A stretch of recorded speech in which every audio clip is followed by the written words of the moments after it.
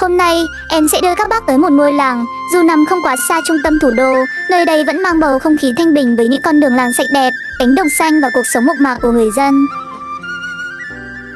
Trải qua nhiều giai đoạn phát triển, nơi đây vẫn gìn giữ những giá trị văn hóa lâu đời qua các đình, chùa, lễ hội truyền thống và tinh thần đoàn kết của cộng đồng ở. Người dân nơi đây chủ yếu gắn bó với sản xuất nông nghiệp, đồng thời phát triển thêm các ngành nghề và dịch vụ để nâng cao đời sống. Nơi đây không phải là điểm đến ồn ào, mà là nơi để cảm nhận vẻ đẹp giản dị của làng quê Bắc Bộ, đến nơi mỗi con đường, mỗi mái đình và mỗi nếp nhà đều kể một câu chuyện về truyền thống và sự đổi mới ấy. Các bác biết em đang nói đến làng nào ở Thạch Thất chưa ạ?